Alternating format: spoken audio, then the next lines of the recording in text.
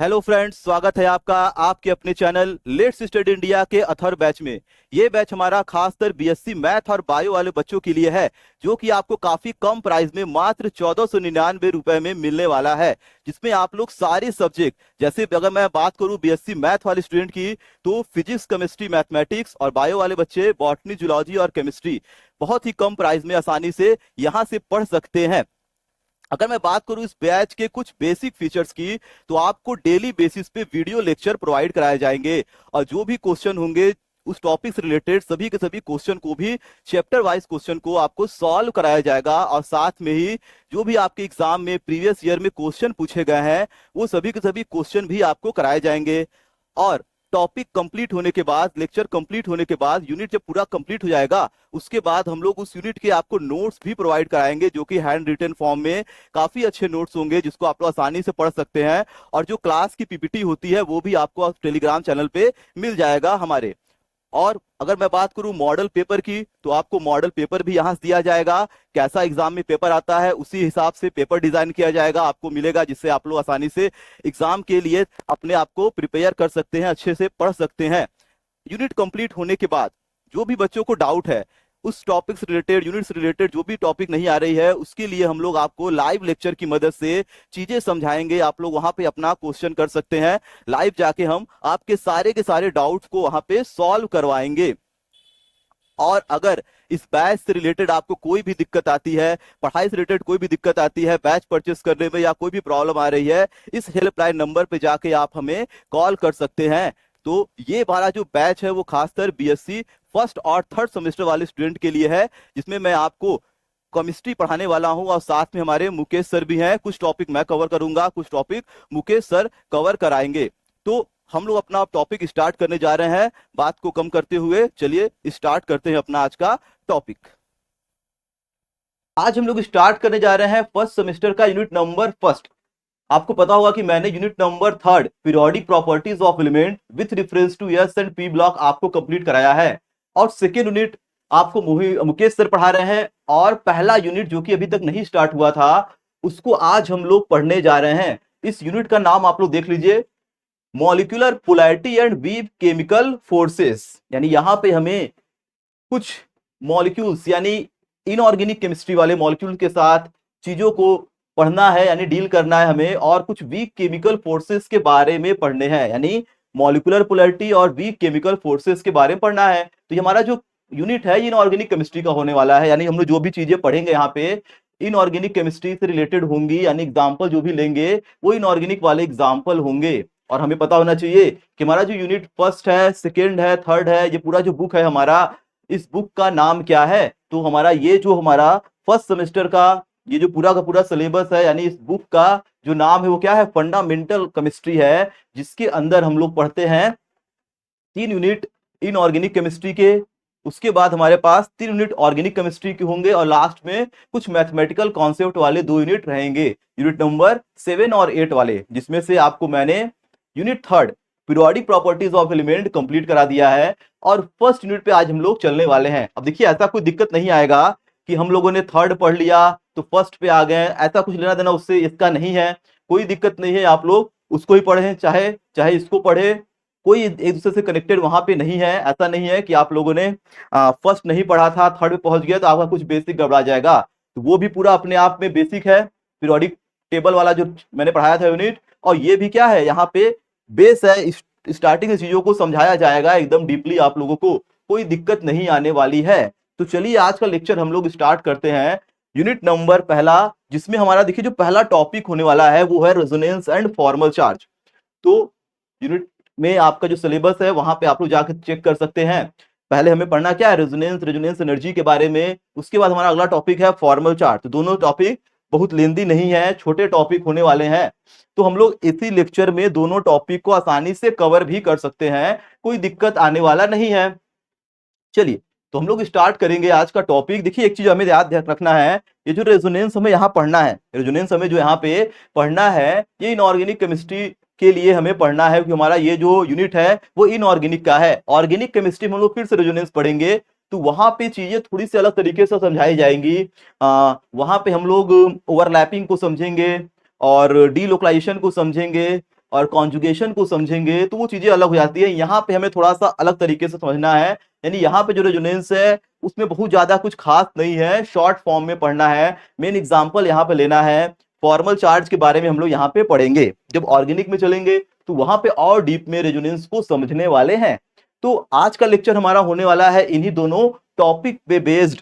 तो आइए स्टार्ट करते हैं यूनिट नंबर फर्स्ट, जिसमें हम लोग पढ़ेंगे रेजोनेंस के बारे में। तो रेजोनेंस है क्या? अब ये है क्या, तो पहले मैं बात करूंगा इसकी कि एक्चुअल में रेजोनेंस होता क्या है। तो इस चीज को आइए हम लोग समझते हैं। तो पहले डिफिनीशन को रटवाने से अच्छा हम लोग एग्जांपल लेंगे। अब ऐसा नहीं है कि मैं आपको डिफिनीशन बता दूं कैसे ऐसे होता है, बस चीजें रट जाइए, वहां से काम खराब हो जाता है। तो पहले हम लोग बेसिक चीजों को समझने के लिए इसके रेजोनेंस एक्चुअल में है क्या, एक एग्जांपल लेंगे और एग्जांपल के थ्रू हमें आइडिया मिल जाएगा कि एक्चुअल में ये होता क्या है। तो आइए चलते हैं हम लोग एक एग्जांपल उठाते हैं। जैसे अगर मान लीजिए, जैसे अगर मैंने यहां पे ले लिया, देखिए कार्बन डाइऑक्साइड का मॉलिक्यूल, मैंने क्या ले लिया, एक ले लिया CO2 मॉलिक्यूल। अब देखिए कुछ मॉलिक्यूल्स हमारे ऐसे होते हैं, जैसे कोई भी मॉलिक्यूल, मैंने एग्जांपल ऐसे बस लिया है कार्बन डाइऑक्साइड का। तो कुछ हमारे ऐसे मॉलिक्यूल्स हैं, ठीक, जिसमें से एक CO2 भी है, जिनका अगर मैं एक लेविस डॉट स्ट्रक्चर बनाऊं, हमें लेविस डॉट स्ट्रक्चर हम लोगों ने पढ़ा होगा 11th क्लास में, अगर नहीं पता है तो मैं वो भी समझा दूंगा, कोई दिक्कत नहीं है। ठीक, तो लेविस डॉट स्ट्रक्चर अगर मैं किसी भी मॉलिक्यूल का ड्रा करूं तो कुछ कुछ मॉलिक्यूल ऐसे होते हैं जिनके एक स्ट्रक्चर से या एक लेविस डॉट स्ट्रक्चर से उनकी सारी प्रॉपर्टी क्लियर नहीं बताई जा सकती। मैंने क्या बोला कि कुछ मॉलिक्यूल्स, कुछ हमारे मॉलिक्यूल्स ऐसे होते हैं जिनके एक स्ट्रक्चर से उनकी सारी प्रॉपर्टी डिफाइन नहीं कर सकते। वैसे मॉलिक्यूल के लिए हमारा वर्ड आता है रेजोनेंस। ऐसे मॉलिक्यूल के लिए हम लोग क्या करेंगे, रेजोनेटिंग स्ट्रक्चर बनाएंगे, इसके कई सारे स्ट्रक्चर बनाएंगे, और जब कई सारे स्ट्रक्चर्स हम लोग उसके ड्रा कर लेंगे तब हमें उस मॉलिक्यूल की सारी प्रॉपर्टी पता चल पाती है। तो अब ये है क्या, अब ये है क्या, तो मैंने एक मॉलिक्यूल उठा लिया CO2, यानी आप लोग समझ लीजिए कि इस CO2 का जो स्ट्रक्चर है उस स्ट्रक्चर से हम लोग इसकी प्रॉपर्टी बता नहीं पा रहे हैं, तो हमें इसके ज्यादा स्ट्रक्चर बनाने पड़ेंगे, ज्यादा स्ट्रक्चर बनाने पड़ेंगे तब जाके इसकी प्रॉपर्टी पता चलेगी। तो देखिए है क्या अब, ठीक, अभी आप लोग दिमाग से निकाल दीजिए कि रेजोनेंस क्या है, डिफिनीशन क्या है, ये सब छोड़ दीजिए। पहले मैं जो बता रहा हूं आपको बेसिक से एकदम एग्जांपल बस लीजिए और चीजों को मेरे साथ साथ समझिए। देखिए मैंने लिया CO2 का एक मॉलिक्यूल, आइए हम लोग बनाते हैं इसका एक लेविस डॉट स्ट्रक्चर। कैसे बनता है, तो हम लोग स्ट्रक्चर जब बनाते हैं तो हमें पता है कि CO2 की कहानी क्या है, मैं बीच में बना रहा हूं CO2, ऐसे हम लोग बनाते हैं। मैंने डॉट स्ट्रक्चर बनाने के बाद डायरेक्ट क्या किया, बॉन्डिंग बना दिया। अगर डॉट स्ट्रक्चर बनाएंगे तो हमें पता है ना, कार्बन के आउटर सेल में 4 इलेक्ट्रॉन होते हैं, तो इसके अगल बगल क्या है, 4 इलेक्ट्रॉन। ऑक्सीजन के आउटर सेल में क्या होते हैं, 6 इलेक्ट्रॉन होते हैं, तो इसके आसपास क्या है, 1 2 3 4 5 6। ये वाला भी ऑक्सीजन, इसके पास क्या होगा, 1 2 3 4 5 और 6। तो ये आपस में कोवैलेंट बॉन्ड का फॉर्मेशन कर रहे हैं by the sharing of electron. तो ये ऑक्सीजन क्या किया होगा, इस कार्बन के साथ 2 इलेक्ट्रॉन शेयर करके अपना ऑक्टेट कंप्लीट किया होगा। ठीक है, इस ऑक्सीजन ने कार्बन के साथ 2 इलेक्ट्रॉन शेयर करके अपना ऑक्टेट कंप्लीट किया होगा। वैसा सेम काम ये ऑक्सीजन भी किया है, और बचा हमारा बेचारा कार्बन बीच में। तो ये 4 इलेक्ट्रॉन इसके आउटर सेल में पहले से हैं, इसको 4 और चाहिए तो 2 दिया है, तो दोनों से एक एक इलेक्ट्रॉन, 2 इलेक्ट्रॉन क्या करेगा, ये भी शेयर कर लिया, यानी सभी का ऑक्टेट कंप्लीट हो गया। तो यही तुम्हारा लेविस डॉट स्ट्रक्चर होता है, इसमें कोई दिक्कत नहीं है। अगर मैं इसके बॉन्डिंग डायग्राम को दिखाऊंगा तो यहाँ पे 2 इलेक्ट्रॉन की शेयरिंग हुई है, यहाँ पे 2 इलेक्ट्रॉन की शेयरिंग हुई है, तो डबल बॉन्ड तो बनेगा ही। चलिए, तो यहाँ मैंने देखिए डबल बॉन्ड बना रखा है। अब मैं यहाँ पे दिखा दे रहा हूँ आप लोग को, तो यहाँ पे क्या हो गया, कार्बन ऑक्सीजन के बीच में डबल बॉन्ड, ठीक, 2 इलेक्ट्रॉन इसका, 2 इलेक्ट्रॉन इसका, डबल बॉन्ड, फिर 2 इलेक्ट्रॉन इसने दिया, 2 इलेक्ट्रॉन इसने दिया, डबल बॉन्ड। ठीक, तो ये तो बॉन्डिंग इलेक्ट्रॉन हो गए जो कि शेयर्ड हो रहे हैं। उसके बाद इसकी देखिए 4 इलेक्ट्रॉन इधर फ्री हैं, तो इसको ऐसे दिखा दीजिए। ठीक, इसको हम लोग क्या बोलते हैं, नॉन बॉन्डिंग इलेक्ट्रॉन या लोन पेयर, क्या बोलते हैं, नॉन बॉन्डिंग या लोन पेयर ऑफ इलेक्ट्रॉन। तो ये तुम्हारा बन गया लेविस डॉट स्ट्रक्चर। किसका बन गया भाई, कार्बन डाइऑक्साइड का। चलिए, तो एक स्ट्रक्चर तो मैंने ये बना दिया, तो इसका मैं नाम दे दे रहा हूं स्ट्रक्चर नंबर फर्स्ट। तो इसको मैं नाम दे दे रहा हूं स्ट्रक्चर नंबर फर्स्ट। अब देखिए है क्या, अब हमारे पास क्या है, इस ऑक्सीजन पे है lone pair of electron. Oxygen के पास क्या है भाई, लोन पेयर ऑफ इलेक्ट्रॉन। ठीक, तो जहां भी फ्री इलेक्ट्रॉन हो, लोन पेयर के फॉर्म में इलेक्ट्रॉन हो, तो वो क्या होते हैं, वो करते हैं मूव। वो क्या करेंगे, एक जगह पे रहते नहीं है, वो अपने आप को अनस्टेबल फॉर्म में महसूस करते हैं, जिसकी वजह से क्या करेंगे, वो एक जगह से दूसरी जगह पे क्या करेंगे, मूव करेंगे। और जब वो मूव करेंगे, तुम्हारा जो पाई इलेक्ट्रॉन है सिस्टम में, वो भी मूव करता है। तो जनरली हमारा रेजोनेंस का मतलब ही क्या होता है, रेजोनेंस का मतलब होता है मूवमेंट ऑफ, ठीक है, movement of pi electron. Movement of pi electron, pi का मतलब हमें पता होना चाहिए ना, डबल बॉन्ड में एक सिग्मा है, एक पाई है, एक सिग्मा बॉन्ड है, एक पाई बॉन्ड है। तो पाई बॉन्ड का जो इलेक्ट्रॉन है वो कहीं ना कहीं मूव करेगा। कैसे मूव करेगा, तो आइए चलते हैं। तो देखिए, अब ये एक स्ट्रक्चर मैंने बना दिया, लेकिन ये एक्चुअल में क्या इसी फॉर्म में रहेगा, नहीं। मैंने बताया है यहाँ पे क्या होगा, इलेक्ट्रॉन का मूवमेंट होगा। यानी ये इलेक्ट्रॉन जो दिख रहा है हमें, ये इलेक्ट्रॉन जो यहाँ पे दिख रहा है, एक जगह रुका नहीं रहेगा। यानी ये एक स्ट्रक्चर और फॉर्म करा सकते हैं हम लोग। ठीक है, एक स्ट्रक्चर हमारा यहाँ पे और फॉर्म होगा, जिसको हम लोग ऐसे एरो से दिखाएंगे। चलिए, यानी ये इलेक्ट्रॉन क्या किया, ये इलेक्ट्रॉन देखिए मूव करके गया इधर। ठीक, जैसे इधर ये जाएगा, तो कार्बन के पास दो बॉन्ड पहले से प्रेजेंट थे, दो इलेक्ट्रॉन जाने का मतलब एक बॉन्ड और आ गया। यानी ये कार्बन कैसा हो गया, अगर मैं इस कार्बन की बात करूं, तो अब यहाँ पे तीन तीन बॉन्ड आ गए। ठीक, एक बॉन्ड देखिए यहाँ पे तीन हो गया, और यहाँ पे दो पहले से, यानी कार्बन पे आ गया पांच बॉन्ड। अब पांच बॉन्ड का मतलब क्या है, पांच बॉन्ड का मतलब है कि ये पेंटावैलेंट हो गया, अनस्टेबल हो गया, तो कार्बन चार ही बॉन्ड तो बनाता है। तो ये वाला इलेक्ट्रॉन, ये वाला इलेक्ट्रॉन जो पाई इलेक्ट्रॉन है, वो तुरंत क्या होगा, इधर शिफ्ट हो जाएगा। ये वाला इलेक्ट्रॉन क्या होगा, तुरंत, ठीक, इधर की तरफ ये शिफ्ट हो जाएगा। तुम्हारा देखिए जो नया स्ट्रक्चर बन गया, यहाँ पे ये इलेक्ट्रॉन गया, ये वाला बॉन्ड खत्म हो गया, तो यहाँ पे आ गया सिंगल, यहाँ पे आ गया ट्रिपल बॉन्ड। अब यहाँ पे बताइए आप लोग, कितने इलेक्ट्रॉन यहाँ पे ऑक्सीजन के पास बचेंगे, तो दो इलेक्ट्रॉन पहले से थे। ठीक है, दो इलेक्ट्रॉन और एक्स्ट्रा बढ़ गए यहाँ पे, और एक आ जाएगा माइनस चार्ज। माइनस चार्ज क्यों आया, क्योंकि इलेक्ट्रॉन आ गया, क्योंकि यहां से निकल के इलेक्ट्रॉन आ गया, और यहाँ पे दो इलेक्ट्रॉन चला गया, तो यहाँ पे केवल और केवल दो ही इलेक्ट्रॉन बचेंगे। और क्या आ जाएगा, पॉजिटिव चार्ज। तो ये भी स्ट्रक्चर कार्बन डाइऑक्साइड का पॉसिबल है, ये भी स्ट्रक्चर CO2 का पॉसिबल है, जो कि आयनिक स्ट्रक्चर है। ये हमारा कैसा है, ये हमारा एक मॉलिक्यूलर स्ट्रक्चर है, जिसमें कोई चार्ज नहीं है। ये हमारा कैसा है, ये मॉलिक्यूलर स्ट्रक्चर है, ये मॉलिक्यूल के फॉर्म में है। ठीक, ये हमारा क्या है, ये मॉलिक्यूल के फॉर्म में है। जबकि ये स्ट्रक्चर कैसा है, आयनिक फॉर्म में है। ये कैसा है, आयनिक फॉर्म में है। और स्ट्रक्चर का नाम मैं दे रहा हूं स्ट्रक्चर नंबर सेकंड। मैं नीचे लिख दे रहा हूं स्ट्रक्चर नंबर सेकंड। तो ये तो पॉसिबिलिटी हो गई। एक स्ट्रक्चर और बनाते हैं क्या, अब देखिए, अब एक और स्ट्रक्चर मैं बना रहा हूं, कि जब ये इलेक्ट्रॉन यहां से यहां मूव कर सकता है, जो नॉन बॉन्डिंग वाला इलेक्ट्रॉन है, तो क्या इधर का इधर नहीं मूव कर सकता, क्योंकि दोनों तरफ तो सिमेट्री है, एक ही तरह के दोनों तरफ ऑक्सीजन लगे हैं, और सेम इलेक्ट्रॉन दोनों तरफ के ऑक्सीजन के पास है। तो जब ये इधर से इधर मूव कर सकता है, तो क्या ये इलेक्ट्रॉन यहां से यहां नहीं मूव कर सकता, तो ये भी तो इधर उधर मूव कर सकता है। यानी एक चांसेस और हैं, एक चांसेस और हैं कि ये इलेक्ट्रॉन यहां से यहां भाग जाए, और ये वाला ट्रिपल बॉन्ड जैसे हो, तो ये पाई इलेक्ट्रॉन यहां शिफ्ट हो जाए। तो हमारा नया स्ट्रक्चर क्या बनेगा, ठीक, इस पे आ गया प्लस चार्ज, यहां हो गया ट्रिपल बॉन्ड, यहां है कार्बन, यहां हो गया सिंगल बॉन्ड, और इसको एक इलेक्ट्रॉन और मिल गया, लोन पेयर। ठीक है, दो पहले थे चार, ठीक है, चार इलेक्ट्रॉन पहले थे, यानी दो लोन पेयर पहले था, एक लोन पेयर और बढ़ गया, और यहाँ पे क्या आ गया, माइनस चार्ज। ये स्ट्रक्चर हो गया हमारा थर्ड है। और ये भी स्ट्रक्चर कैसा है भाई, ये भी स्ट्रक्चर हमारा आयनिक स्ट्रक्चर है। ये भी स्ट्रक्चर कैसा है, ये भी स्ट्रक्चर हमारा है आयनिक स्ट्रक्चर।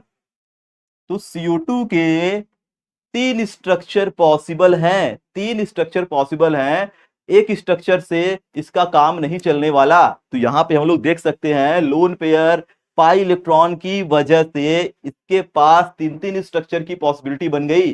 तो CO2 ऐसे ही बना सकते हैं आयनिक फॉर्म में, CO2 ऐसे ही बना सकते हैं हम लोग आयनिक फॉर्म में, और हमें तो ये तो पता ही है, जो कि हम लोग नॉर्मली डॉट स्ट्रक्चर से बनाते हैं। तो तीन स्ट्रक्चर हो गए हैं, structure first, second and third. अब इससे क्या मिला, हम लोगों ने, मैंने बोला पहले कि आप सुनिए, स्ट्रक्चर पहले समझिए, मैंने बता दिया। अब स्ट्रक्चर से मिला क्या, तो देखिए है क्या।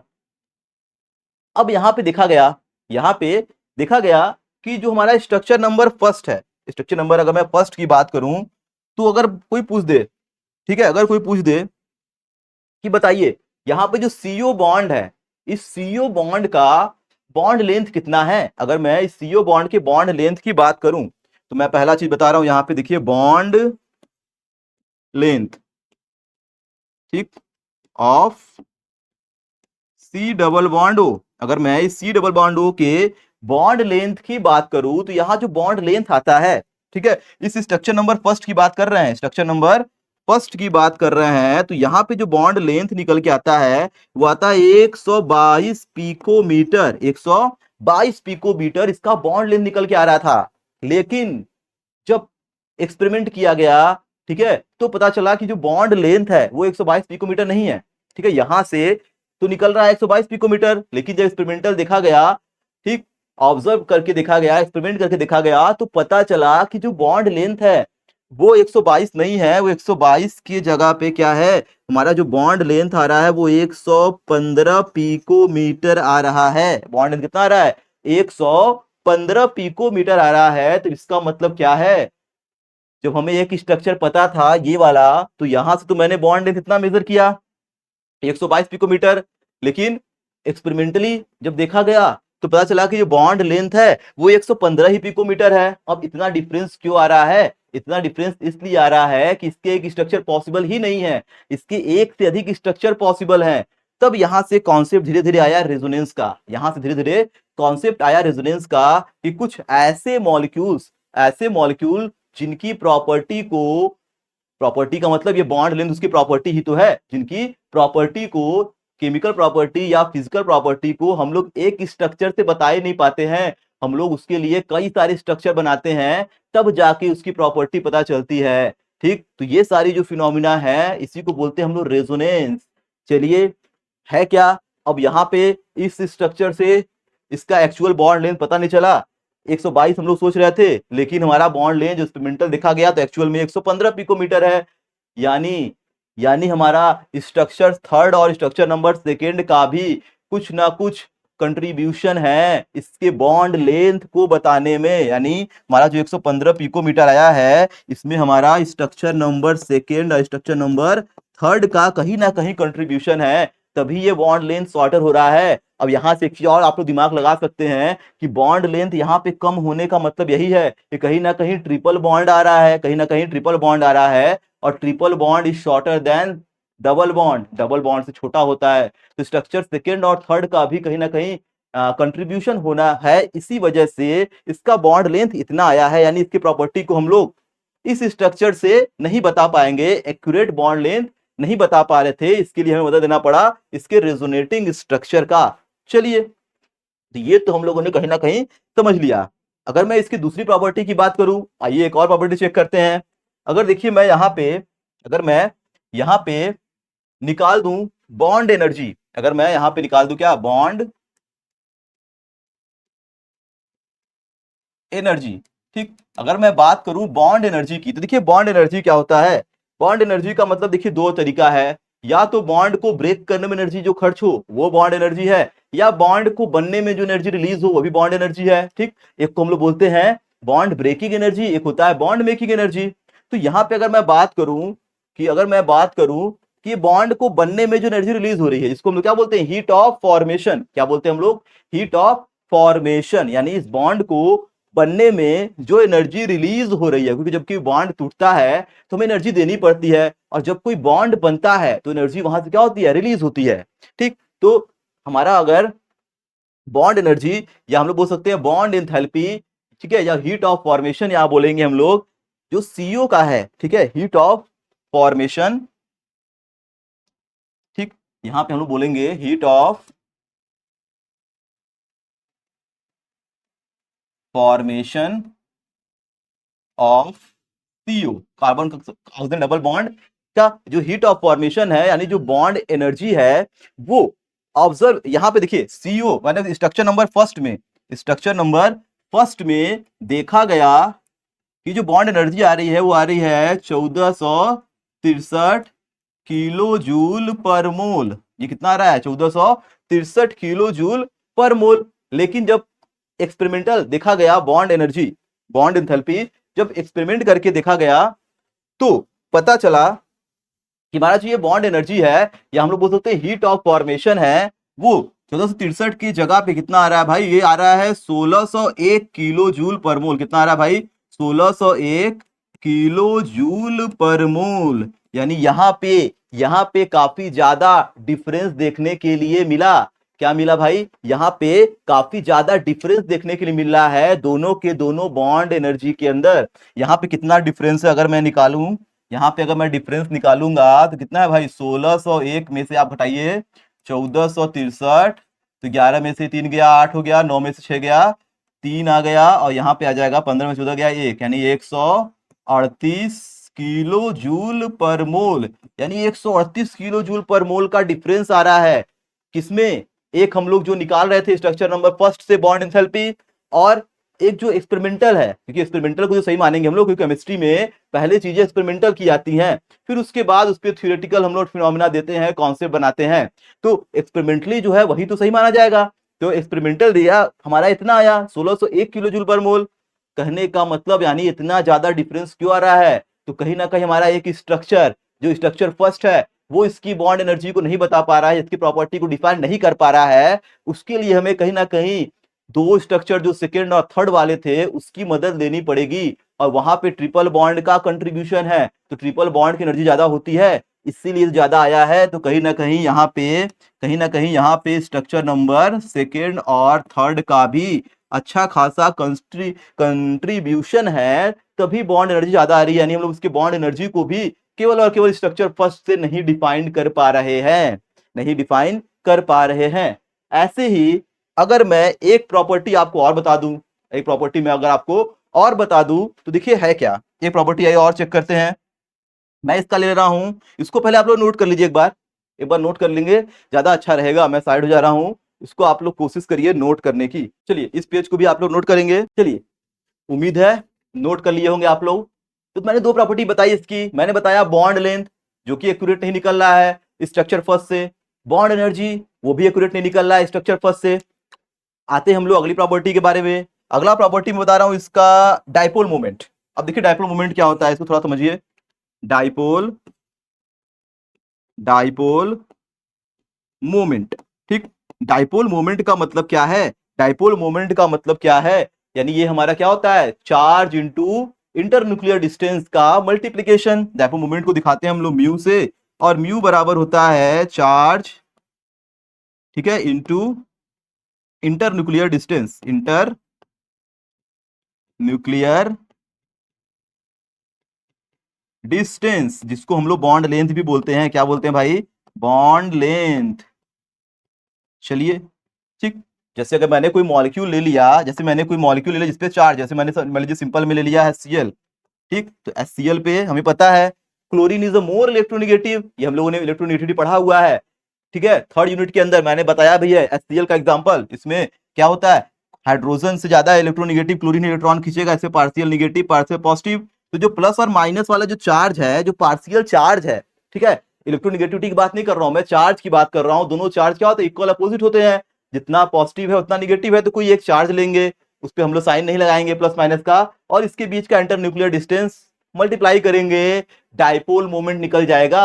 और डाइपोल का डायरेक्शन कैसे दिखाते हैं हम लोग? दिखाने का तरीका होता है ये, ठीक। इसका मतलब electron shifted towards electronegative atom, ठीक है हमारा, क्योंकि इलेक्ट्रोनेगेटिव कौन है भाई? इलेक्ट्रोनेगेटिव हमारा क्लोरीन है। इलेक्ट्रोनेगेटिव ज्यादा कौन है?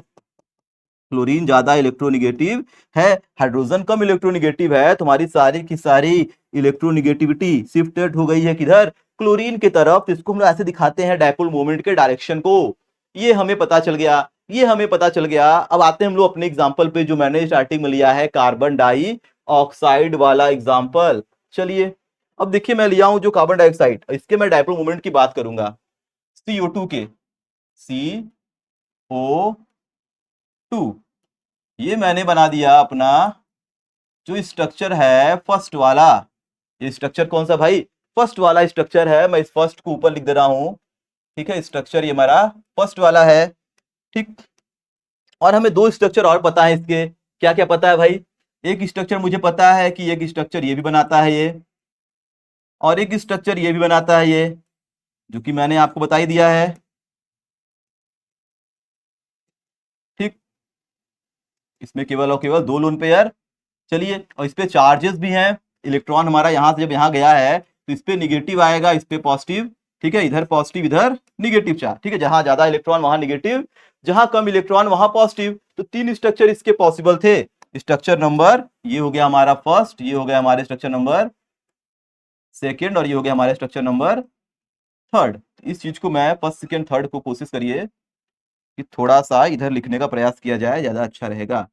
ठीक है, इसको मैं यहाँ हटा रहा हूँ, इसको हटा देते हैं। चलिए, ये स्ट्रक्चर हो गया मेरा फर्स्ट, चलिए ये स्ट्रक्चर हो गया मेरा सेकेंड, और ये स्ट्रक्चर हो गया मेरा थर्ड वाला। चलिए, तो 3 स्ट्रक्चर देखिए यहाँ पे मैंने प्रिपेयर्ड कर दिए, बना दिए। अगर मैं इसके डायपोल की बात करूं तो डायपोल का डायरेक्शन क्या होगा, मैंने दिखाया था सिंपल सा कि डायपोल का डायरेक्शन किधर है, इलेक्ट्रोनिगेटिव की तरफ है। तो यहाँ पे अगर डायपोल मोमेंट निकाला जाए तो इसमें किधर की तरफ शिफ्ट होगा डायरेक्शन, इसमें जो डायरेक्शन होगा वो टोटल डायपोल का डायरेक्शन क्या होगा, इधर की तरफ शिफ्ट होगा। इसमें अगर डायरेक्शन देखा जाए डायपोल का, इधर की तरफ शिफ्ट होगा। ठीक, इसमें किधर शिफ्ट होगा, इसमें शिफ्ट होगा इधर की तरफ। अगर मैं इसकी बात करूं तो इसमें देखा जाएगा डायपोल मोमेंट, ऑक्सीजन इधर है एक और इधर भी ऑक्सीजन है दोनों तरफ, ठीक, इलेक्ट्रोनिगेटिव दोनों तरफ है। तो रिजल्टेंट डायपोल यहाँ पे क्या है, रिजल्टेंट डायपोल मोमेंट है 0। क्यों है, क्योंकि इन दोनों के डायपोल एक दूसरे के अपोजिट है, इन दोनों के जो डायपोल हैं एक दूसरे के अपोजिट हैं। तो जब डायपोल का डायरेक्शन अपोजिट होता है तो रिजल्टेंट डायपोल क्या आता है, 0 आता है। तो इस 0 को हम लोग यहाँ पे बहुत लोग ऐसे ही बता देते हैं कि म्यू इसका 0 है, डायपोल मोमेंट 0 है, यानी ये नॉन पोलर मॉलिक्यूल है, यानी ये कैसा है, नॉन पोलर मॉलिक्यूल है। यानी ये तो हम लोग ऐसे बता देते हैं कि CO2 है, इसके डायपोल अपोजिट डायरेक्शन में जा रहे हैं, डायपोल मोमेंट 0 है, ये मॉलिक्यूल नॉन पोलर है। लेकिन और लेकिन इस चीज को अच्छे से अगर समझना है तो इसके स्ट्रक्चर सेकेंड और थर्ड को भी जानना पड़ेगा, क्योंकि सेकेंड और थर्ड में जो डायपोल का डायरेक्शन है वो एक दूसरे के अपोजिट है। इसी वजह से टोटल डायपोल 0 आ रहा है इसका।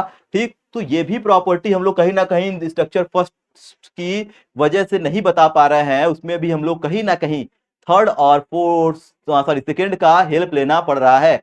तो कहने का मतलब एक स्ट्रक्चर से सारी प्रॉपर्टी डिफाइन नहीं हो पाती है। ठीक है, इस CO2 की सारी जो प्रॉपर्टी है वो एक स्ट्रक्चर से पता ही नहीं चल पा रही है। न तो उसका एक्चुअल बॉन्ड लेंथ पता चल रहा है, नहीं उसका बॉन्ड एनर्जी पता चल रहा है, नहीं उसका डायपोल मोमेंट पता चल रहा है। तो इसीलिए हमें क्या करना पड़ा, इसके एक से ज्यादा स्ट्रक्चर्स बनाने पड़े इसकी प्रॉपर्टी को समझने के लिए।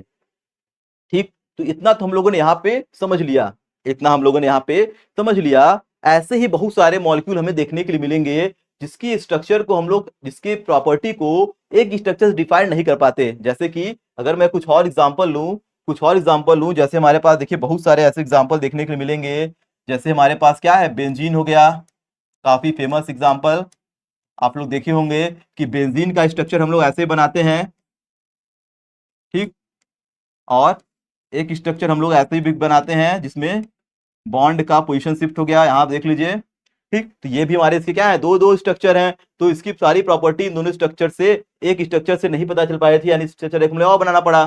ठीक, तभी भी तभी भी हम लोग इसके पूरे प्रॉपर्टी को डिफाइन नहीं कर पाते हैं। यानी जो स्ट्रक्चर हम लोग ज्यादा बना रहे हैं वो सभी क्या है, रेजोनेटिंग स्ट्रक्चर कहलाते हैं। जैसे CO2 के ये तीन तीन क्या है, रेजोनेटिंग स्ट्रक्चर हैं। बेंजीन के ये दोनों क्या, रेजोनेटिंग स्ट्रक्चर, यानी इसकी सारी प्रॉपर्टी बताने के लिए हमें कई सारे जो स्ट्रक्चर बनाने पड़ रहे हैं, वो सभी के सभी जो स्ट्रक्चर है इसे क्या बोलते हैं हम लोग, रेजोनेटिंग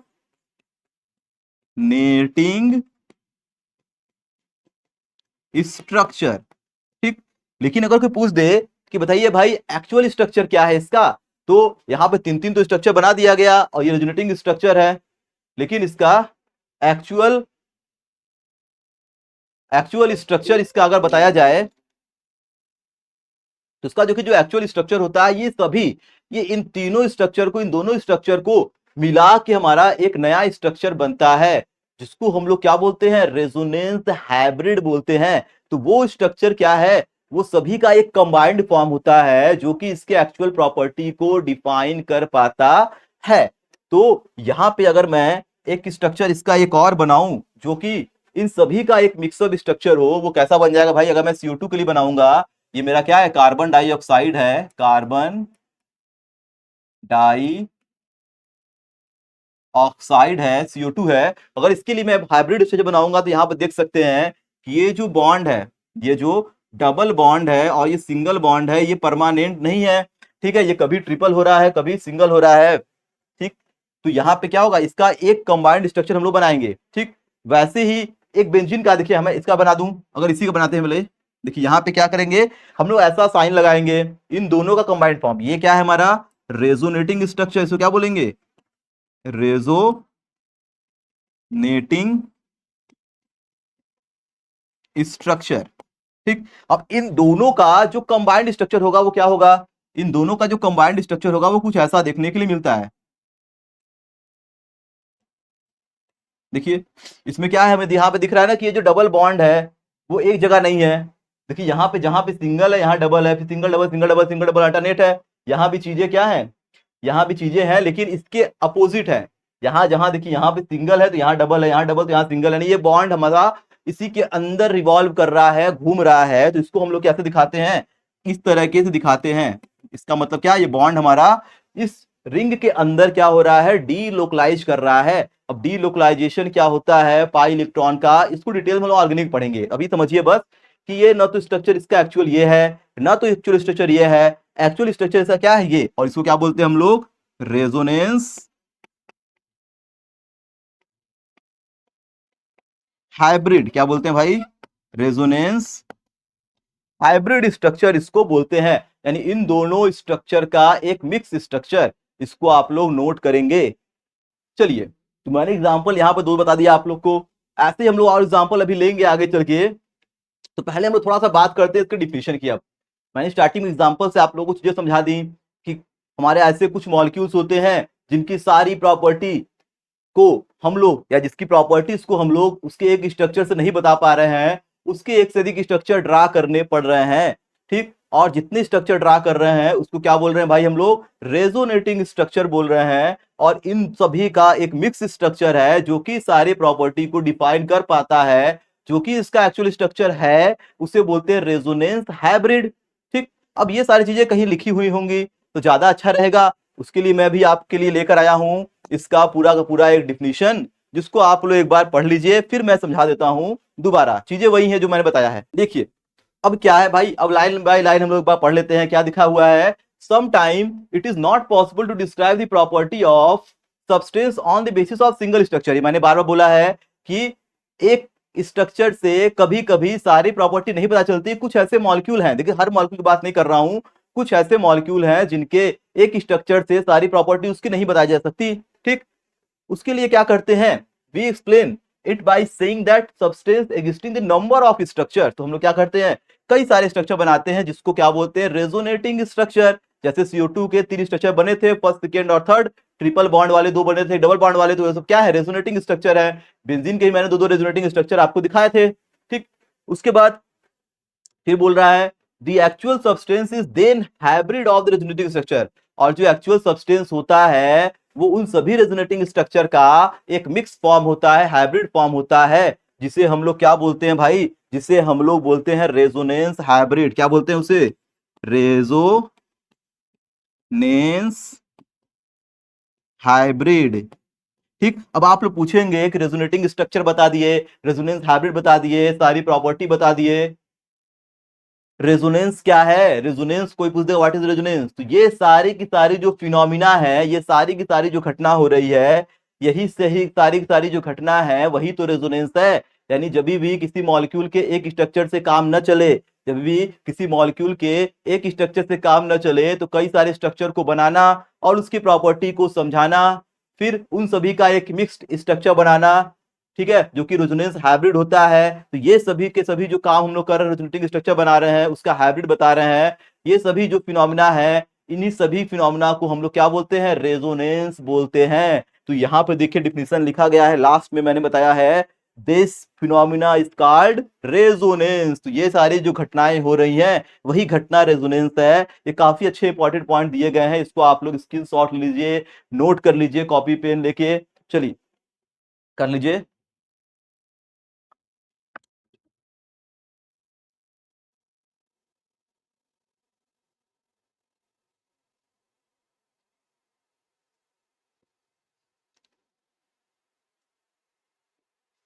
चलिए, तो ये आपको क्लियर होगा। आइए हम लोग कुछ और मॉलिक्यूल ले लेते हैं, जो कि देखिए आपके बुक में कई सारे मॉलिक्यूल के स्ट्रक्चर दिए गए हैं। अब मैंने 2 एग्जांपल तो बता दिया आपको, कुछ और एग्जांपल ले लेते हैं रेजोनेंस समझने के लिए। और एग्जांपल ले लेते हैं, जैसे मैं एक एग्जांपल ले रहा हूं जो काफी फेमस आता है, बार बार काफी बार बार पूछा जाता है। मैं ले रहा हूं CO3 carbonate, carbonate ion, carbonate ion क्या होता है फॉर्मूला भाई, CO3 2 माइनस। ठीक, इसके देखिए कितने रिजल्टिंग स्ट्रक्चर फॉर्म हो सकते हैं और इसका हाइब्रिड स्ट्रक्चर क्या होगा, ये बनाते हैं एक बार।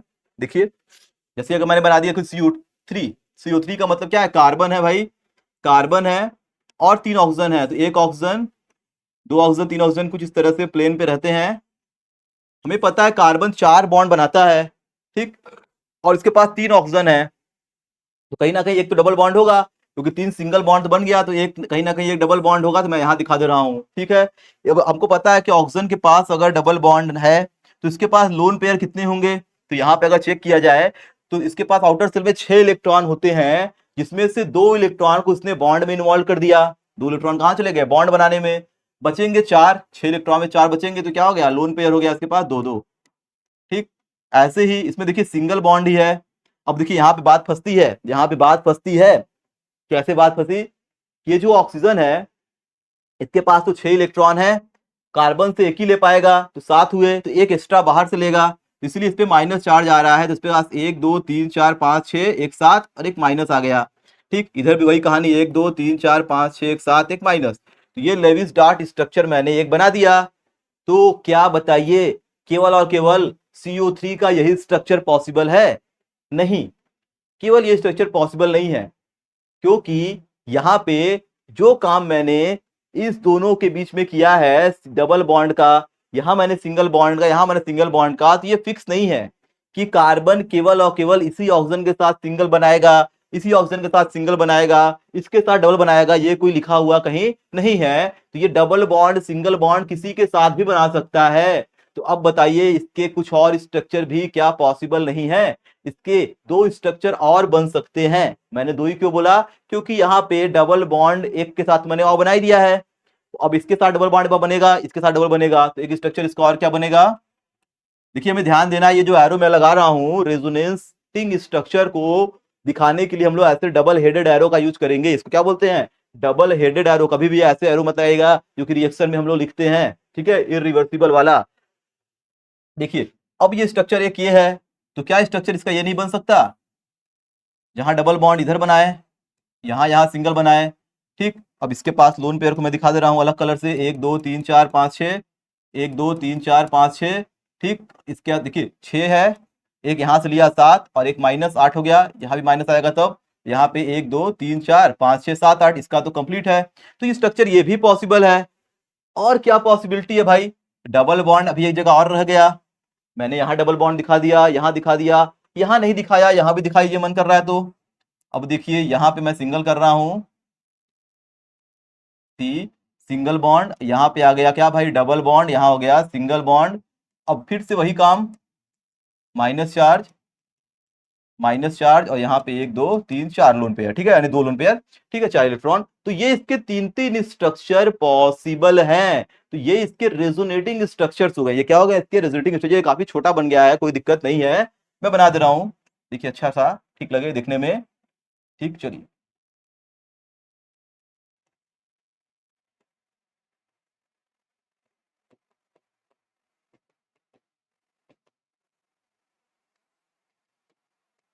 ठीक, तो इसके 3 स्ट्रक्चर देखिए पॉसिबल है, यानी डबल बॉन्ड यहां बन सकता है, यहां भी और यहां भी। ठीक, अब इसका ये क्या है, ये है रेजोनेटिंग स्ट्रक्चर, यानी ये स्ट्रक्चर्स क्या है, ये हैं सारे के सारे structure number first, structure number second और स्ट्रक्चर नंबर थर्ड। इसे क्या बोलेंगे हम लोग भाई, इससे हम लोग बोलते हैं रेजोनेटिंग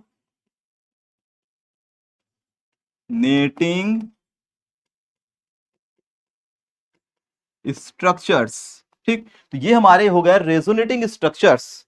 अब इन सभी स्ट्रक्चर का एक कंबाइंड फॉर्म क्या होगा, जो कि एक्चुअल स्ट्रक्चर होगा। तो मैंने बताया ना कि ना तो ये प्रॉपर्टी को अच्छे से बता पा रहा है, ना तो ये बता पा रहा है, ना तो ये बता पा रहा है। ठीक है, सारी प्रॉपर्टी को तीनों बता नहीं पा रहे हैं अकेले अकेले, तो इन सभी का एक कंबाइंड स्ट्रक्चर बनाते हैं जो कि इसका एक्चुअल स्ट्रक्चर होता है। वो क्या होगा, उसके लिए हम लोग क्या करते हैं, ऐसे 3 लाइन खींचते हैं, ठीक है। अब ऐसा मत समझिएगा कि 3 स्ट्रक्चर 3 लाइन, ठीक है। स्ट्रक्चर जितने भी बने रेजोनेटिंग वाले हम लोग 3 लाइन ऐसे दिखाते हैं। अब इन तीनों का कंबाइंड फॉर्म क्या बन जाएगा भाई, यहाँ पे देखिए, यहाँ पे कैसे बनाएंगे, पहले सिंगल बॉन्ड मैं 3 बना दे रहा हूँ, ऑक्सीजन को मैं दिखा दे रहा हूँ कि देखिए सिंगल बॉन्ड तो परमानेंट है, सिंगल बॉन्ड तो हमेशा परमानेंट है, लेकिन डबल का पोजीशन क्या है, चेंज हो रहा है। जो अगला बॉन्ड एक आ रहा है डबल वाला, पाई वाला, वही बार बार, ठीक है, पोजीशन चेंज कर रहा है। तो डबल बॉन्ड यहां भी हो सकता है, यहां भी, तीनों कार्बन पे यानी तीनों ऑक्सीजन पे अल्टरनेट हो सकते हैं। तो यहाँ पे पॉसिबिलिटी क्या बनी, यहाँ पे डबल बॉन्ड यहां भी आ सकता है, ठीक, डॉटेड मैंने बना दिया, डबल बॉन्ड यहां भी आ सकता है और डबल बॉन्ड यहां भी आ सकता है, यानी इसके 3-3 स्ट्रक्चर पॉसिबल हैं, ठीक है। सारे 3-3 स्ट्रक्चर के ये हाइब्रिड फॉर्म यानी 3-3 डबल बॉन्ड की पॉसिबिलिटी है। तो मैंने क्या किया, डॉटेड लाइन से यहाँ पे दिखा दिया। और जो माइनस चार्ज है वो भी क्या है, तीनों पर इक्वल डिस्ट्रीब्यूट कैसे करके दिखाएंगे, तो ये भी हमें ध्यान देना है। देखिए माइनस चार्ज यहाँ यहाँ भी है, कभी कभी यहाँ यहाँ भी, यानी किसी ना किसी 2 ऑक्सीजन पे जो कि सिंगल बॉन्ड है वहां पे माइनस चार्ज फिक्स है, ठीक। तो इस माइनस चार्ज को भी हम लोग घुमा दें तो माइनस चार्ज हमारा इसी तीनों ऑक्सीजन के बीच में घूम रहा है, ठीक है, तीनों ऑक्सीजन के बीच में घूम रहा है और 2 ऑक्सीजन पे वो हमेशा बैठा हुआ है। तो इसको कैसे दिखाएंगे हम लोग रियल स्ट्रक्चर में, तो इसको हम लोग क्या करेंगे, देखिए 2 माइनस है 3 ऑक्सीजन है, 2 माइनस है 3 ऑक्सीजन है, यानी क्या हो जाएगा, 2 माइनस चार्ज 3 ऑक्सीजन पे घूम रहा है, तो क्या लिखेंगे 2/3, यानी हम लोग जो चार्ज है वो कितना है, टोटल चार्ज है -2/3, -2/3, यानी क्या हो जाएगा -2/3। हाइब्रिड में हम लोग ऐसे दिखाएंगे चार्ज को। अगर आप लोग -2/3 -2/3 -2/3 को ऐड करेंगे तो देखिए माइनस कितना आ जाएगा, अगर मैं यहाँ पे ऐड कर दूं, देखिए -2/3 -2/3 -2/3, तो कितना आ जाएगा भाई हमारा 3 और 2 2 4 2 6 -6 कितना आ गया ना -2, टोटल चार्ज कितना है -2 टोटल चार्ज है, तो यानी ये -2 चार्ज डिस्ट्रीब्यूट है। तो इसको हम लोग कैसे दिखाएंगे, ठीक है, हम लोग क्या किए हैं, -2 को 3 से डिवाइड कर दिया, यानी -2 चार्ज 3 ऑक्सीजन पे है तो -2/3, तो सब पे क्या है -2/3 -2/3 -2/3, तो ये क्या हमारा हो गया -2, ठीक। ये हमारा क्या है टोटल चार्ज, ठीक है। तो मैंने बॉन्ड का डिस्ट्रीब्यूशन दिखा दिया, चार्ज का डिस्ट्रीब्यूशन। हाइब्रिड में क्या करते हैं हम लोग, हाइब्रिड का मतलब ही होता है कि उन सभी का एक कंबाइंड फॉर्म, चार्ज का कंबाइंड फॉर्म मैंने दिखा दिया कि यहाँ पे कितना चार्ज है टोटल, यहाँ पे कितना हो सकता है कि चार्ज घूम रहा है, तो पार्शियल चार्ज मैंने दिखा दिया सब पे, और बॉन्ड भी घूम रहा है तो डॉट डॉट डॉट मैंने पार्शियल बॉन्ड भी दिखा दिया। तो ये क्या बन गया हमारा, ये बन गया हमारा रेजोनेंस हाइब्रिड स्ट्रक्चर। ये क्या हो जाएगा, रेजोनेंस हाइब्रिड वाला स्ट्रक्चर। इस चीज को आप लोग नोट करेंगे, इसको आप लोग क्या करेंगे, नोट। तो हम लोगों को कहीं ना कहीं अब कॉन्सेप्ट क्लियर होता होगा कि रेजोनेंस एक्चुअल में है क्या, ठीक है। चलिए, तो यहाँ पे हमारा यहाँ तक तो कॉन्सेप्ट क्लियर है। तो मैंने कुछ स्ट्रक्चर आपको बनवा दिया, तो मैंने CO3 बनवा दिया, मैंने बताया था आपको बेंजीन का भी स्ट्रक्चर, कार्बन डाइऑक्साइड का स्ट्रक्चर, तो कई सारे स्ट्रक्चर हमारे यहाँ पे, ठीक है, ऐसे हम लोग बना सकते हैं, ठीक है, कई सारे स्ट्रक्चर ऐसे हम लोग बना सकते हैं, बुक में दिए हुए हैं, जितना मैंने बताया है वो सभी भी है। इसके अलावा भी जैसे NO2 का, ठीक, ओजोन का, O3 का, ये आप लोग अपने से ड्रा कर सकते हैं। चलिए, तो हम लोगों ने यहां तक तो रेजोनेंस के कॉन्सेप्ट को समझ लिया। ये वाला जो टॉपिक था हमारा रेजोनेंस वाला, ये पूरी तरीके से अब कंप्लीट होता है, इसमें अब कुछ खास बचा हुआ नहीं है, ये पूरी तरीके से आपका कंप्लीट है। मैंने पूरा जितना भी चीज है इसमें है मैंने सभी को बता दिया। अगर ऑर्गेनिक के पॉइंट ऑफ व्यू देखें तब वहां पे कुछ और चीजें ऐड होंगी, ठीक, तो वो अभी हम लोग ऑर्गेनिक वाले में पढ़ेंगे, आपको सर पढ़ाएंगे। चलिए, तो इनऑर्गेनिक में जो रेजोनेंस है वो इतना ही काफी है, ये सफिशियंट है आप लोगों के लिए। चलिए, तो यहां पे देख लीजिए मैंने बना दिया रेजोनेटिंग स्ट्रक्चर और ये रेजोनेंस हाइब्रिड हो गया, रेजोनेंस हाइब्रिड हो गया।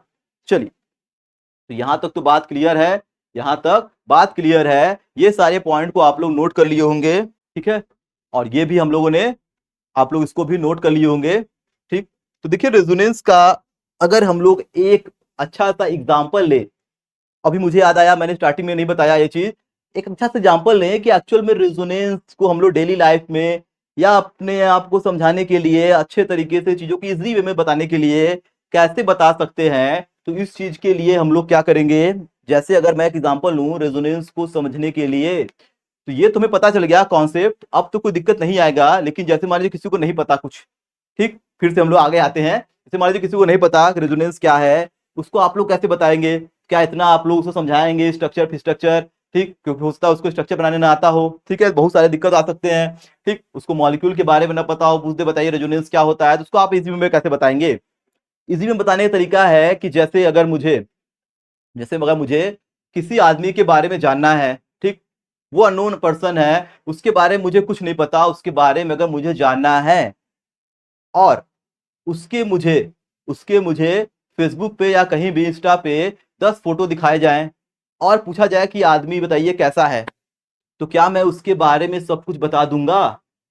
नहीं बता पाऊंगा, क्योंकि फोटो से कुछ प्रॉपर्टी पता चलेगी, ठीक है, उसके ड्रेसिंग सेंस से, या वो जो भी काम कर रहा है, जो भी फोटो डाला है उससे पता चल जाएगा कि हाँ भाई यहाँ रहता है, वो ऐसा आदमी है, ठीक।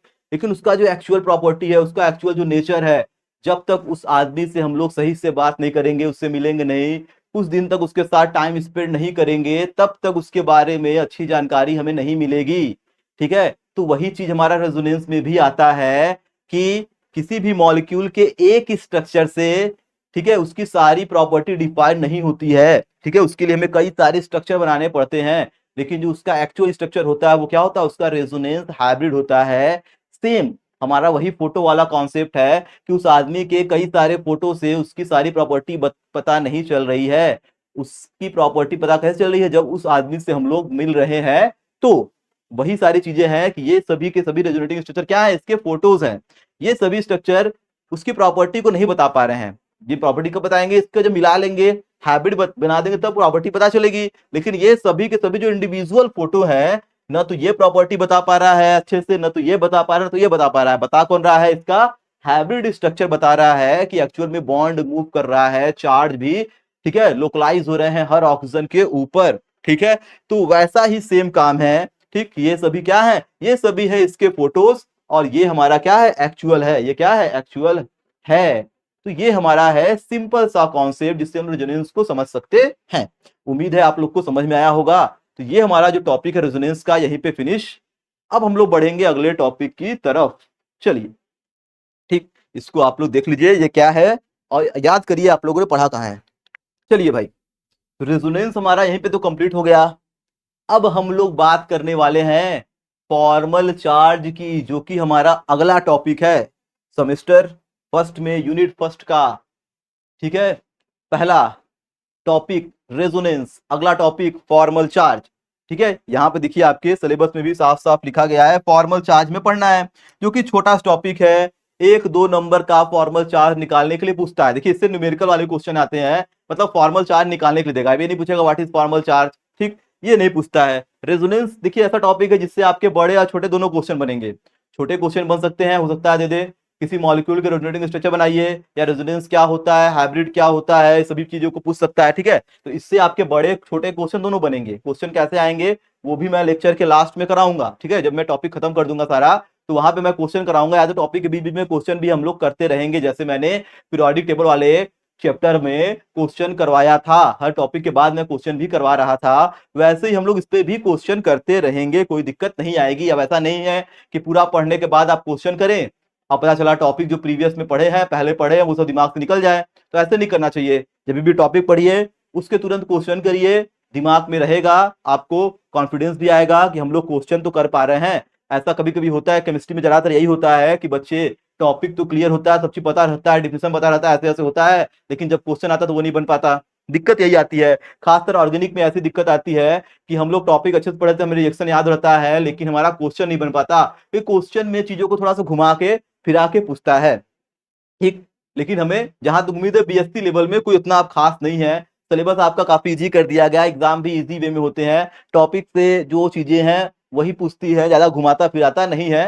लेकिन तभी भी हमें क्वेश्चन अटेम्प्ट करने आना चाहिए, क्योंकि पता चला हम लोग पढ़ तो लिए लेकिन क्वेश्चन नहीं कर पा रहे हैं, तब तो दिक्कत होगी। चलिए, वो तो बात की बात है, मैं क्वेश्चन करवाऊंगा, कोई दिक्कत नहीं है। आइए चलते हैं हम लोग अगले टॉपिक पे। क्या है भाई हमारा फॉर्मल चार्ज? क्या है फॉर्मल चार्ज? क्या है तो इसके डिफिनीशन को देखिए, क्या लिखा है? Hypothetical charge assign to an atom in a molecule, यानी किसी मॉलिक्यूल के ऊपर किसी मॉलिक्यूल के ऊपर उसके एटम के जो हाइपोथेटिकल कुछ चार्जेस हैं।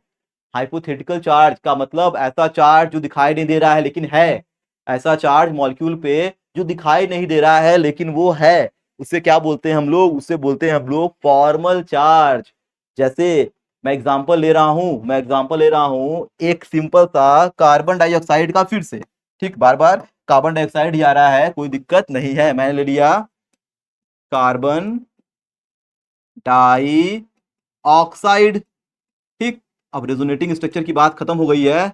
अब वहां से वो सब दिमाग मत लगाइएगा कि रेजोनेटिंग स्ट्रक्चर बना के फॉर्मल चार्ज निकालना है, हमें सिंपल स्ट्रक्चर लेना है जो मैंने फर्स्ट वाला बनाया था। ठीक है, तो CO2 का स्ट्रक्चर क्या है भाई? CO2 का स्ट्रक्चर है कार्बन डबल बॉन्ड ऑक्सीजन, और यहाँ पे है लोन पेयर, ये हमें पता है। ठीक, तो यहाँ पे हम लोग कोई चार्ज थोड़ी लगाते हैं। यहाँ पे जब हम लोग CO2 स्ट्रक्चर बनाते हैं तो क्या हम लोग चार्ज लगाते हैं? नहीं, चार्ज तो लगाते नहीं है, लेकिन इसके ऊपर कुछ ना कुछ हाइपोथेटिकल चार्ज है, और उन सभी चार्ज का सम 0 है, तभी इस पे कोई चार्ज नहीं आ रहा है। अगर कुछ ना कुछ चार्ज अगर इस पे रहता तो इस पे हम लोग लिखते। ठीक, अगर मान लीजिए हाइपोथेटिकल चार्ज का सम अगर कुछ ना कुछ आता तो वो लिखा रहता, लेकिन इसका टोटल इस पे कोई चार्ज नहीं है, 0 है, यानी इसका जो हाइपोथेटिकल, इस पे हाइपोथेटिकल चार्ज का मतलब इस एटम पे कुछ ना कुछ चार्ज है, इस एटम पे कुछ चार्ज है, इस एटम पे कुछ चार्ज है, और सभी चार्ज का सम 0 है, तभी उस मॉलिक्यूल पे कोई चार्ज नहीं है।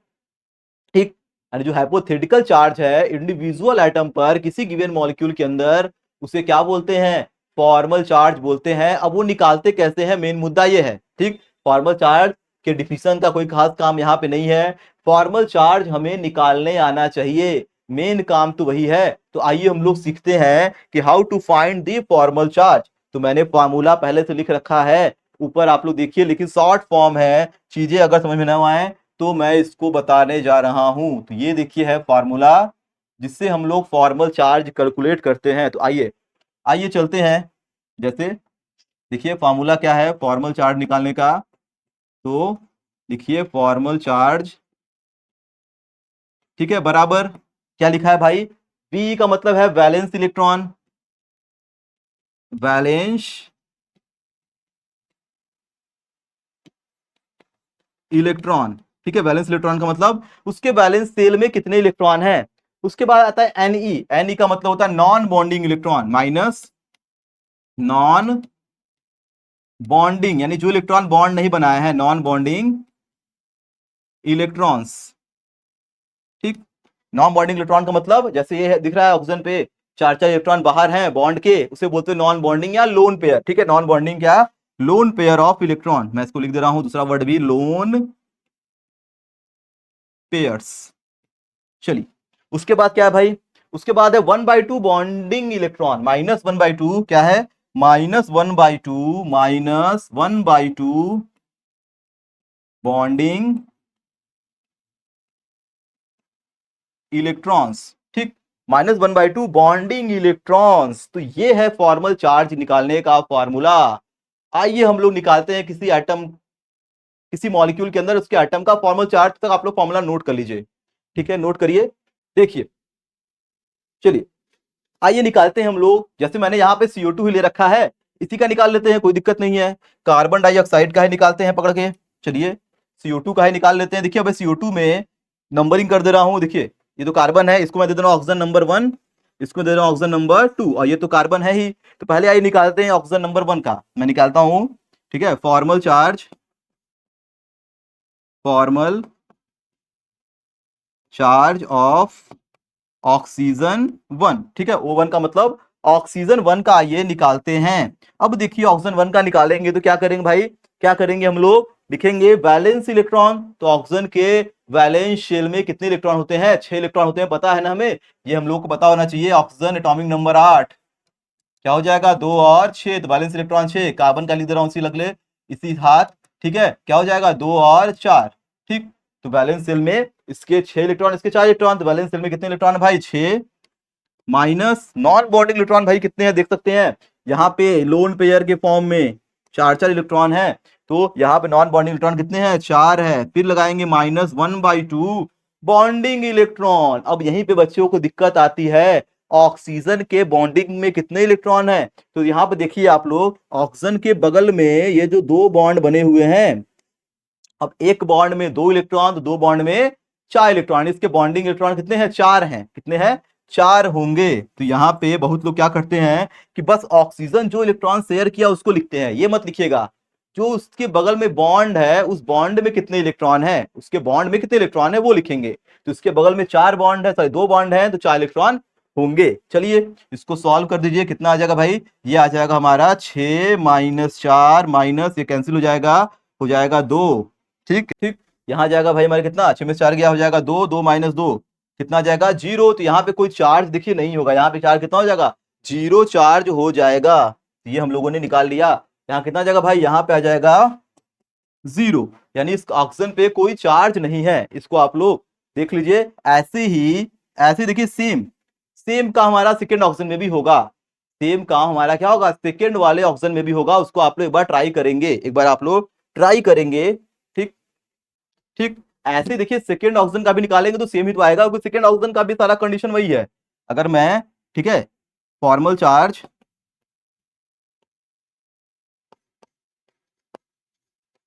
ऑन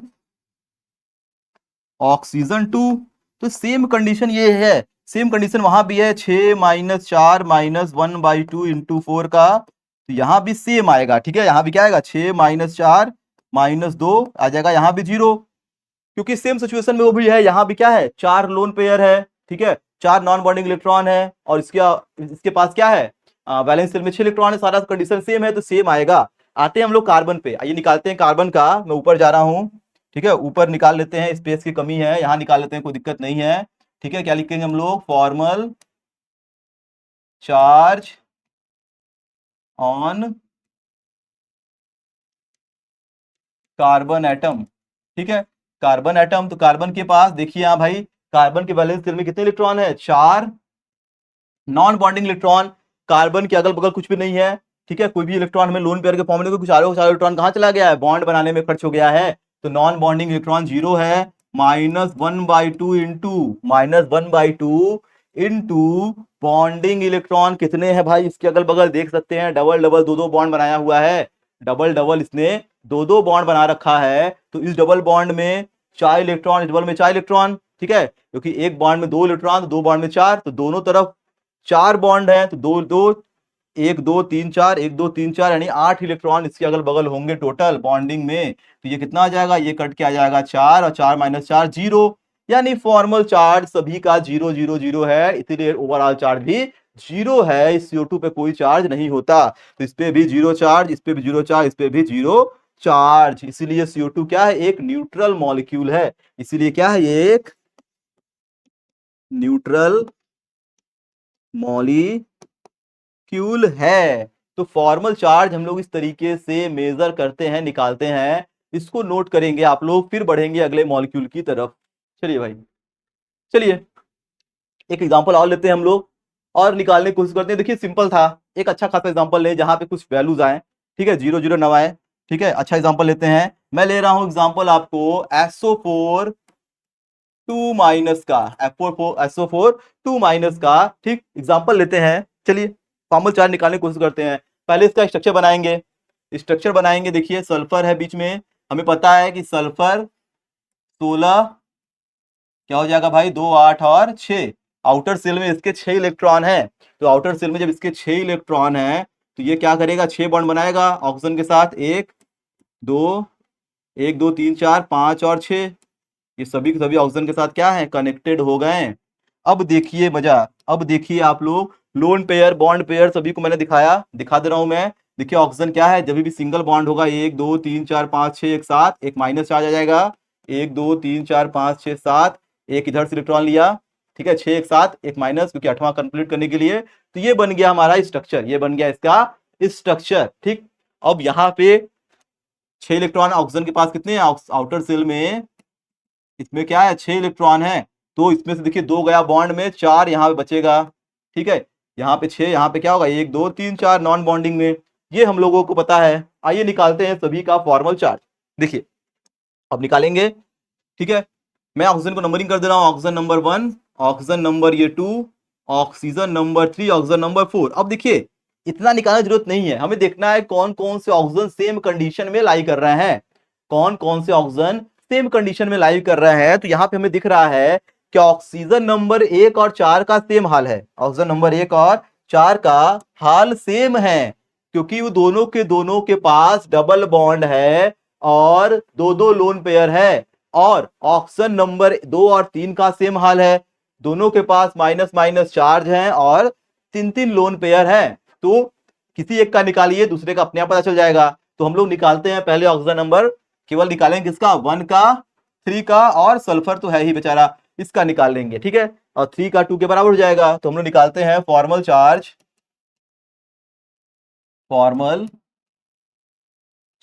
ऑन ऑक्सीजन नंबर 1, ठीक है, एंड 2। ये दोनों देखिए सेम आएगा, ठीक।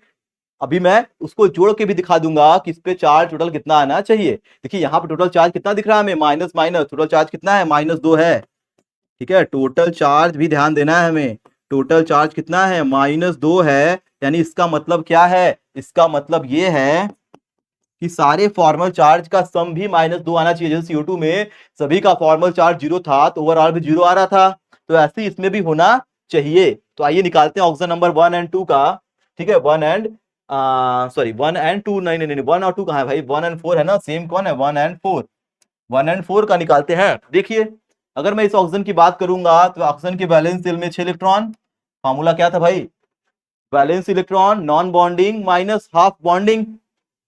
क्या करेंगे, बैलेंस में 6, ठीक, नॉन बॉन्डिंग में कितने हैं भाई, नॉन बॉन्डिंग में 4 हैं, -1/2 इंटू बॉन्डिंग में कितने हैं, तो बॉन्डिंग में देख लीजिए डबल बॉन्ड है यानी 4 इलेक्ट्रॉन होगा, डबल बॉन्ड में 4 इलेक्ट्रॉन होगा। तो यहां से कैंसिल हो गया, 2 आ गया 6 - 4 हो गया 2 - 2 यानी कितना आ गया, 0। यानी ऑक्सीजन नंबर 1 और 4 पे चार्ज नहीं है, यानी इसका भी फॉर्मल चार्ज 0, इसका भी फॉर्मल चार्ज 0। आइए निकालते हैं सेकेंड और थर्ड का। यहां निकालेंगे हम लोग क्या, formal charge on oxygen 2 and oxygen 3। Oxygen 2 and 3 का निकालिए, आइए चलते हैं, ऑक्सीजन 2 एंड 3 का निकालते हैं। देखिए दोनों सेम कंडीशन में है, दोनों सेम कंडीशन में है। तो यहां पे बैलेंस सेल में इलेक्ट्रॉन होंगे आएंगे 6, माइनस माइनस, क्या करेंगे, फिर क्या करते हैं, नॉन बॉन्डिंग इलेक्ट्रॉन लिखते हैं। नॉन बॉन्डिंग देखिए यहाँ भी क्या है, 6 इलेक्ट्रॉन, यहाँ भी 6 इलेक्ट्रॉन, दोनों में सेम है। तो नॉन बॉन्डिंग में 6 है, -1/2 इंटू बॉन्डिंग, बॉन्डिंग में कितने हैं, तो यहाँ पे देखिए सिंगल बॉन्ड बनाया हुआ है, 2 इलेक्ट्रॉन यहाँ भी होंगे। तो बॉन्डिंग में कितने हैं, 2 इलेक्ट्रॉन, तो यहाँ से यहाँ कैंसिल, 6 से 6 भी कैंसिल, माइनस प्लस बचा -1, और -1 चार्ज यहाँ पे दिख भी रहा है, ठीक है। यानी इस पे दोनों पे -1 चार्ज है, बचा सल्फर। आइए निकालते हैं formal charge on sulphur, formal charge on sulphur, ठीक है। तो यस पे निकालते हैं, कितना है भाई, एस का कहानी देखिए क्या है, इसके बाद आउटर सेल में 6 इलेक्ट्रॉन, आउटर सेल में 6 इलेक्ट्रॉन माइनस, अब देखिए बॉन्डिंग काफी बनाया हुआ है, इसने कितना बॉन्डिंग बना रखा है, ठीक है। पहले नॉन बॉन्डिंग लिखते हैं, नॉन बॉन्डिंग देखिए इलेक्ट्रॉन नहीं है इसके पास, ये मैंने स्टार बनाया है, ये कोई इलेक्ट्रॉन नहीं है। तो नॉन बॉन्डिंग इलेक्ट्रॉन एक भी नहीं है, क्योंकि 6 के 6 इलेक्ट्रॉन इसने बॉन्डिंग में इन्वॉल्व कर दिए हैं।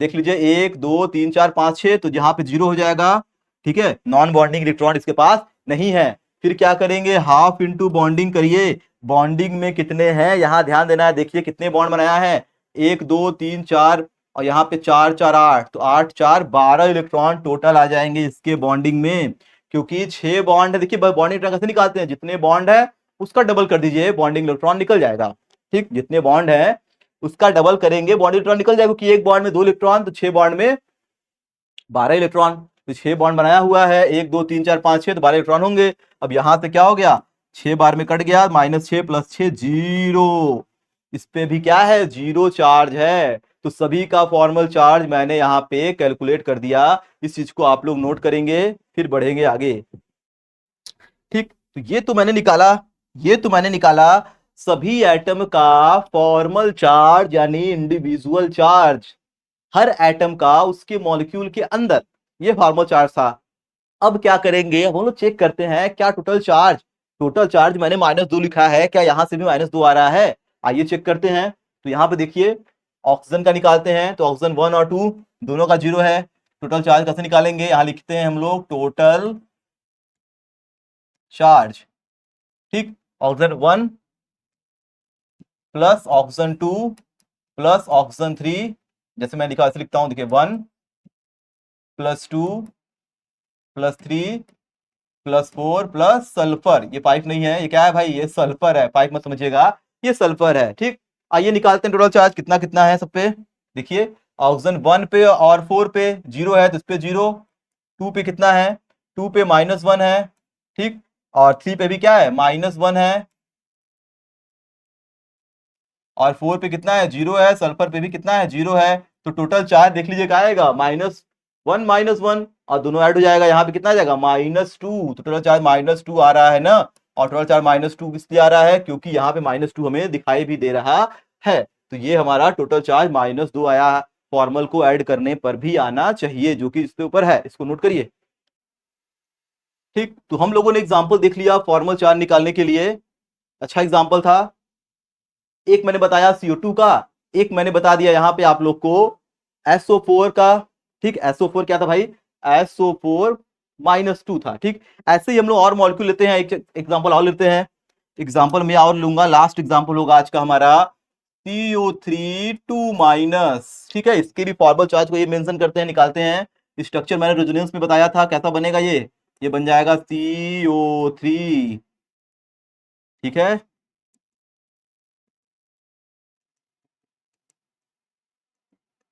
-2, अब फॉर्मल चार्ज निकालते हैं, आइए चलते हैं, देखिए आइए निकालते हैं इसका फॉर्मल चार्ज, क्या हो जाएगा भाई, इसको मैं नाम दे रहा हूं oxygen number 1, oxygen number 2, oxygen number 3। तो पहले हम निकालते हैं फॉर्मल चार्ज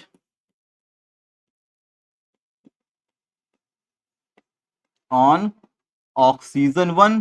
तो ऑक्सीजन 1 के लिए कैसे निकालेंगे, ठीक, तुम्हें पता है वैलेंस शेल में ऑक्सीजन में कितना होता है, 6 माइनस, ठीक। उसके बाद क्या करते हैं, नॉन बॉन्डिंग कितना है, 4 है, हाफ, और इसके बाद बॉन्डिंग में भी कितना है, 4 है, ठीक। तो यहां से कैंसिल हो जाएगा, आ जाएगा 2, ये आ जाएगा कितना भाई हमारा, आ जाएगा 6 माइनस 4 2 6, आ गया 0। यानी इस पे फॉर्मल चार्ज कितना है, इस पे कोई फॉर्मल चार्ज नहीं है, फॉर्मल चार्ज है 0, ठीक।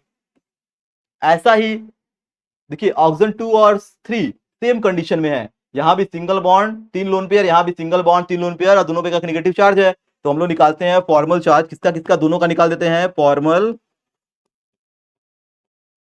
चार्ज ऑन ऑक्सीजन 2 एंड 3, दोनों देखिए सेम कंडीशन में है, दोनों सेम कंडीशन में, इसलिए मैं दोनों का एक साथ निकाल रहा हूं, ठीक है। एक ही तरह से देखिए, उसके में आउटर सेल में 6 इलेक्ट्रॉन ऑक्सीजन के होते हैं, ठीक।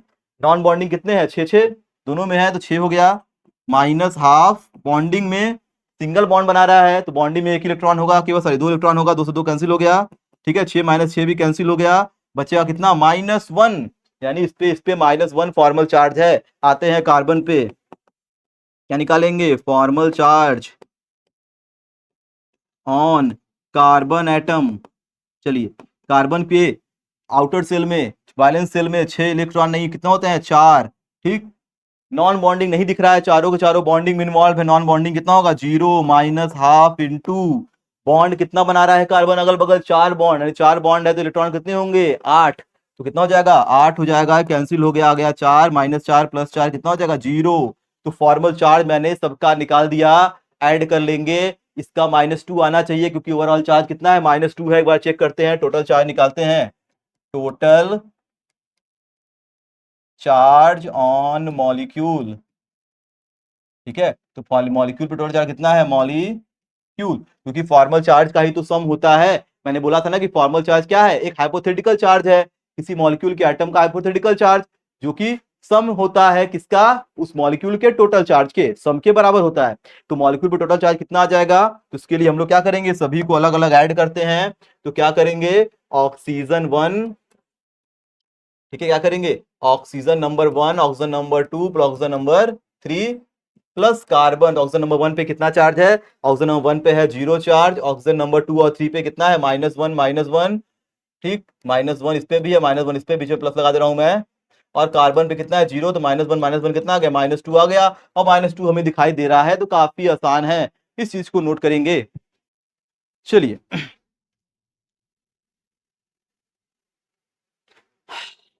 तो आज के लेक्चर में हम लोगों ने रेजोनेंस और फॉर्मल चार्ज दोनों को कंप्लीट कर लिया बेहतरीन तरीके से, अच्छे से एग्जांपल लेके डिटेल में चीजों को करा हम लोगों ने। अब इतना अगर आप लोग देख लेंगे इस लेक्चर को, एक बार में समझ नहीं आया दूसरी बार देख लेंगे, कॉपी पे चीजों को अगर नोट कर लिए अच्छे से, सारे एग्जाम्पल को समझ लिए, तो इसके बाहर से कुछ आने वाला नहीं है। आपका पूरा का पूरा तैयारी इसी लेक्चर से इस टॉपिक का हो जाएगा, कोई प्रॉब्लम नहीं आने वाली है। तो हम लोगों ने आज के लेक्चर में अपने दो टॉपिक जो कि काफी इंपॉर्टेंट थे, दोनों स्टार्टिंग के टॉपिक थे, हम लोगों ने कवर कर लिए। अब आगे आने वाले लेक्चर्स में क्या करेंगे, आगे आने लेक्चर्स में हम लोग अगला टॉपिक पढ़ेंगे, वांडर वाल फोर्स के बारे में पढ़ेंगे, उसको समझेंगे डिटेलिंग में। तो आज के लेक्चर में आज के लिए केवल इतना ही। ऐसे ही पढ़ाई करते रहिए, ठीक, लेक्चर में बने रहिए, पढ़ाई करते रहिए। लेक्चर को करते हैं समाप्त। Thank you.